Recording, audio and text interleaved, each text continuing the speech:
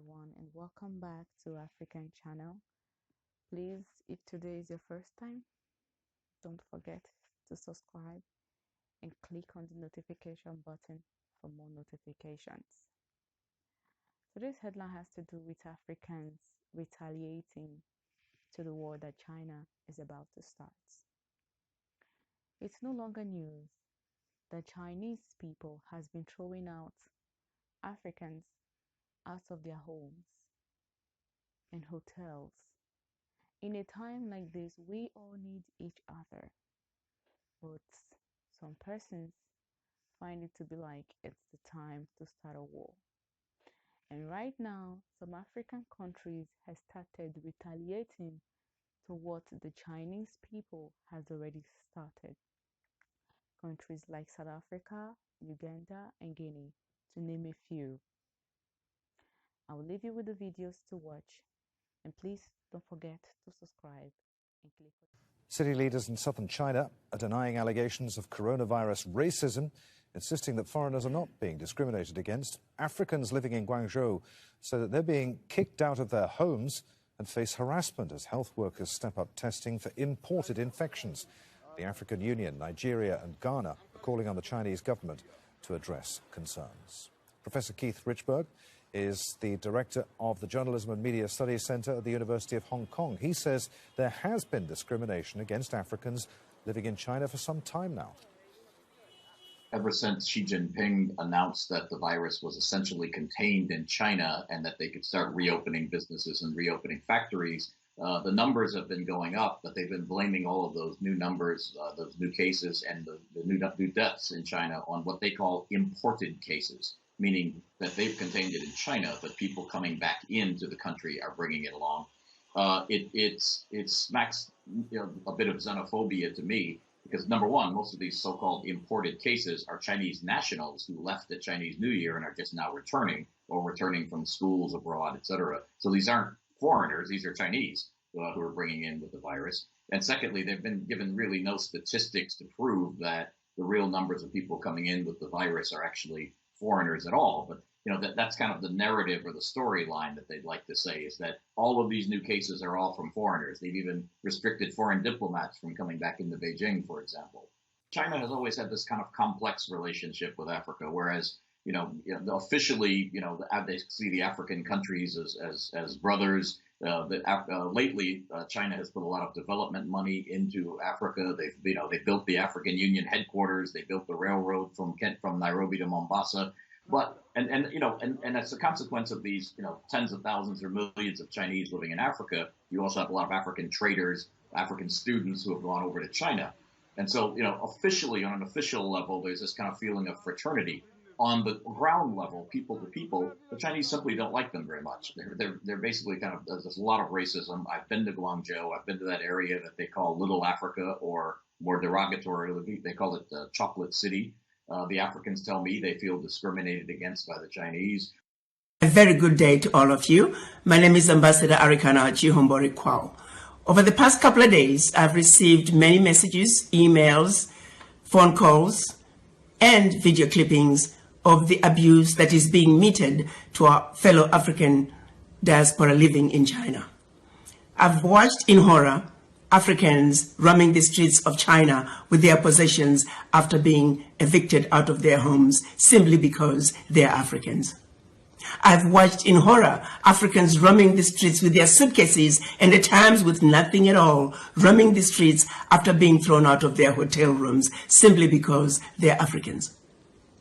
I have watched in horror women carrying babies roaming the streets of China with nowhere to go after being thrown out of their homes simply because they're Africans. I've heard many stories of Africans who are married to Chinese being separated from their husbands or wives simply because they were Africans. I've heard stories about Africans being forced to take COVID-19 tests simply because they're Africans. In many cases, these individuals did not meet criteria for testing, or they had been quarantined for the specified time period as mandated by the anti-pandemic laws of China. Not once have I heard any complaints of any African disobeying the anti-pandemic laws of China. Why is it then that Africans are being singled out and mistreated? This situation is not acceptable. It is wrong, and it will not be tolerated. To President Xi, I say, while you have enjoyed good relationships with all the African leaders, it is precisely because of that you should do the right thing. You are sitting in the big boy's chair, and we are asking you to make the big boy decisions.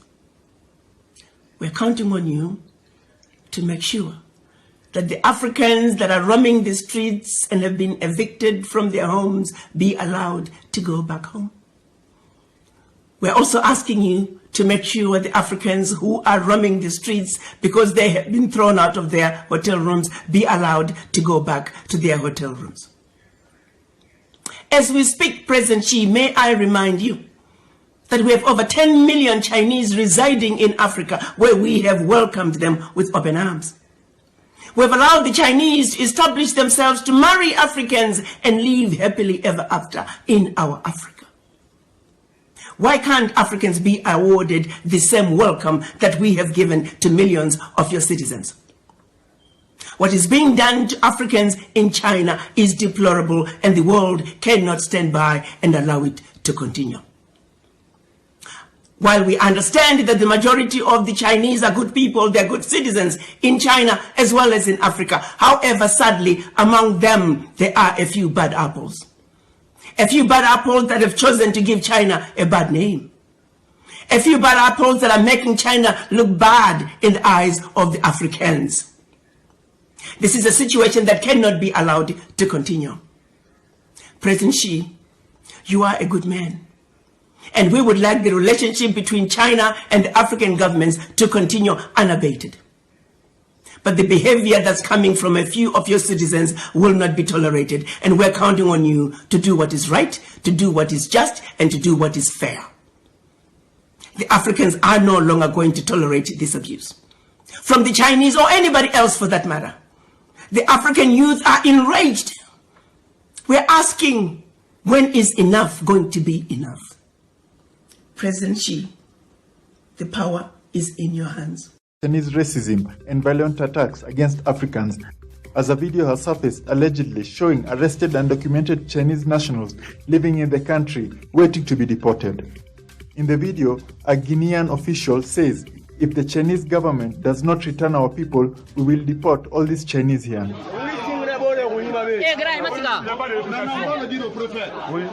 Ils veulent montrer la force. Ils veulent montrer qu'ils sont forts. S'ils ne trouvent pas la solution, autoritaire pour 5 minutes. Voilà. Comprendre qui est capable de faire. Voilà. The West African country took the actions following the widely reported mistreatment of Africans in China by the Chinese government officials. An African news source, Newslander, reported. The report claimed that the decision to arrest the Chinese national was taken by the Guinean government to ensure the safe passage of Guinean nationals. The report in the Global News Network suggested that the Chinese nationals will continue to be detained till the Guinean nationals are safely returned from China. C'est seulement en Guinée ça se fait. Même des Chinois prisonniers, on nous envoie pour venir s'occuper des Guinéens. Ça ne peut plus continuer. Ou ils respectent les lois du pays, ou ils foutent le camp. Charged in Uganda after escaping quarantine. 6 Chinese nationals who had arrived at Entebbe airport aboard an Ethiopian Airlines plane after they had flown from Gonzhou in China, the area that have been in the news recently for mistreating Africans, are now facing charges in a Ugandan court.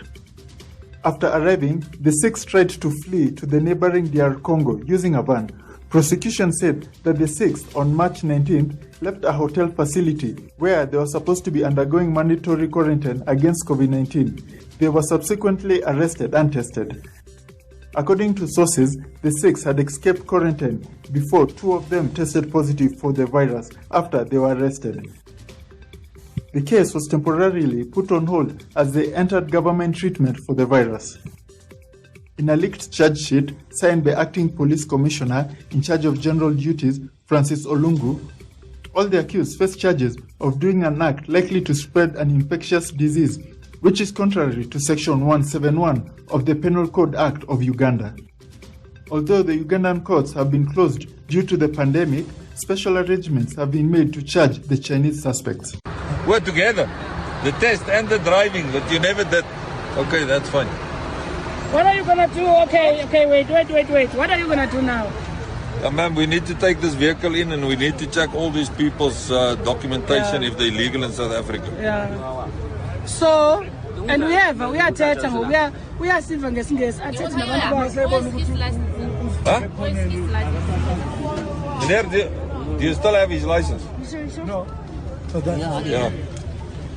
Okay, what's going to happen now, ma'am? You say the car's on your name. Okay, we need to verify your documentation if you're all legal in South Africa. So we're going to take you to SAPS here at Langlaagte, where we're going to verify everything. Okay, you need to phone people to bring your documentation to show to us and prove to us that you're legally in South Africa. Which one? What? Which document? How did you come to South Africa? These people.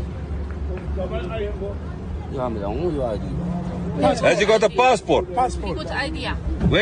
Where did he get the ID from? I don't know. You don't know? But he's got a South African ID. It's getting worse, guys. Where did you get the ID? You know, I don't understand one thing. These people can't speak English and they can't speak any... Whoa. They can't speak English. They can't speak any of our other languages, but they're in possession of a driver's license of our country. They're in possession of documents. How did they apply for these things? The Chinese make They paid money. The Chinese made it. Yeah. Huh? Where did they make it? 是不是叫中国 You 人 have 买 a 的？ friend that... 跟着害羞的啦，我跟你说。不，那他们都抓到警察局去啊。